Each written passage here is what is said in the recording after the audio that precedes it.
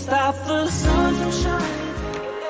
Hello and welcome everybody. My name's Rose Smith from AbsoluteSoulSecrets.com. Thanks for joining me today for the gorgeous Gemini Weekly Horoscope commencing the 24th of May. Well, there is a lot going on this week and it could particularly affect you because we have things going on in your sign in the first house, in other words, and we have things going on in the seventh house, which it's all about you and your beliefs versus perhaps the other person, okay? And this could be to do with people who are close to you or committed relationships or partnerships, both personal and or business. So I will come to that in a moment when we look at your horoscope. But firstly, by popular demand, people have asked me to draw a card. It's been several people, so that's what I'm going to do for you, gorgeous Geminis. Okay, closing my eyes, what do I see? I see a door opening up in front of me, okay? This means opportunity, a new path, getting ready to go down a new direction. There's also a window opening up in front of me. So I know from personal experience that windows are also windows of opportunity, but they are only open for a certain time period. So this is very time sensitive, this opportunity that's coming up for you. Okay, let's have a look and see what card comes out now. And we'll go with the Justice card. Alrighty, this is about karmic justice and destiny primarily. But if you do have a legal matter per chance, and especially with all of this seventh house energy I'm going to talk about in your horoscope, sometimes, you know, a spouse or a partner can become embroiled, you know, if it splits up or something happens and the relationship falters. There can be these legal things that come up as well. This card, this energy of this card does help you with legalities, okay? But only if everything is above board. You'll see there she's got a sword in one hand and a set of scales in the other. And so this is a very sort of Libran sort of influence because Libra is a fellow air sign. So this could equally relate to you or Libra.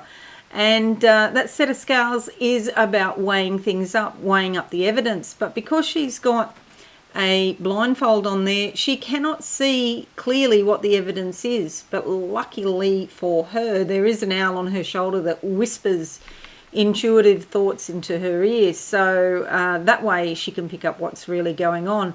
And then she needs to make a decision with that sword and cut out all of the dross and come to a clear decision about something.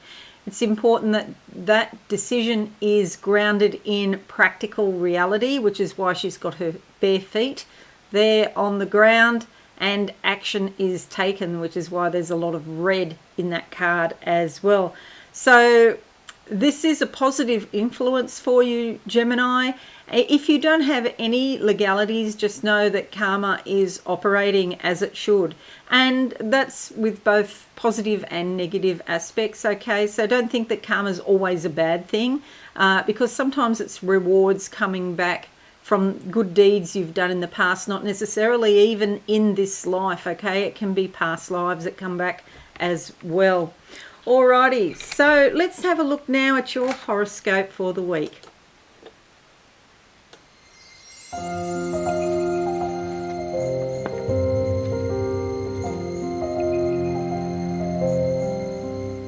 Okay, from the 22nd to the 27th of the month, we have Mercury conjuncting Mercury, gorgeous Geminis, and you're likely to be alert, mentally sharp and clear, and your ability to comprehend new concepts is heightened.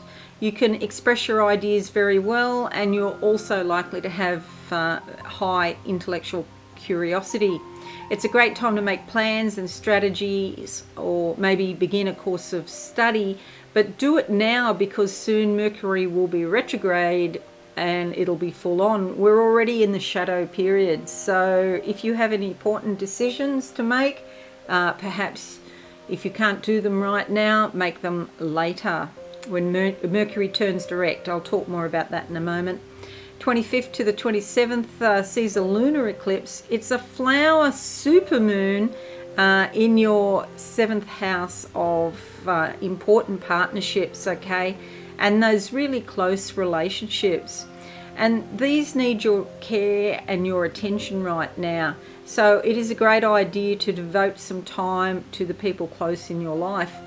It's time also for you to, strengthen your connections with other women, and you may have a very strong need to, connect with important females, especially family at the moment. Or people like family, women like family. 26th of May to the 28th of May, Venus squares Neptune. Dreams, wishes and fantasies about love can be strong now. Do watch that you're not looking at a situation, especially a romantic situation. Do watch that you're not looking through rose-coloured glasses, because that can bring disappointment later on when that person doesn't fulfill all of your expectations, okay? Perhaps you're just simply not seeing people objectively now. Your imagination is very active and creative, however, which is a really good sign. So you could be living closer to the world of spirit, and the artist in you emerges. So lots of creativity around you this week, which is very inspirational. We also have 29th of May to the 1st of June, Mars trining Neptune. Maybe you don't feel very sharp or aggressive at the moment. You might be just wanting to relax. You feel more passive, and you want to avoid stressful confrontations or situations that demand too much of you. That's okay. Sometimes it is time to relax. So your imagination is stimulated, and you need entertaining activities, out of the ordinary and definitely not mundane. And then from the 29th of the month through to the 21st of June, Mercury is retrograde in your sign.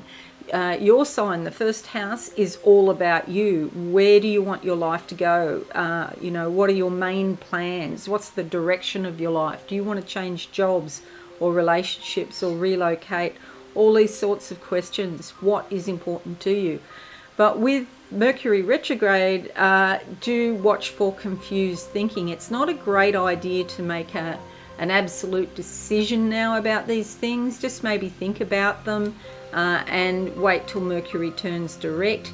We are in a shadow period already, as I mentioned before, and that will go to the end of June. So maybe write everything down, what your desires actually are, and where would you like to be in 5 years' time, and where would you like to be in 2 years' time. And then after the end of June, then you can think about steps that you need to take to make that a physical reality. Okay, so that's your horoscope for this week. I hope it's helpful for you. Please let me know in the comments. And if you could share this video on your socials, that would be fabulous.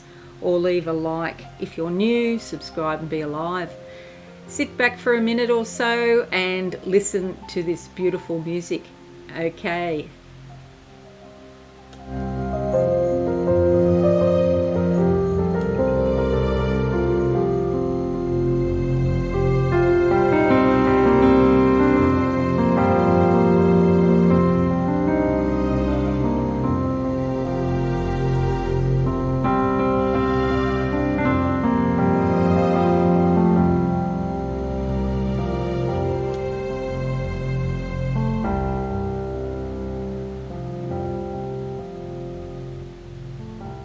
Thank you. Have a wonderful week.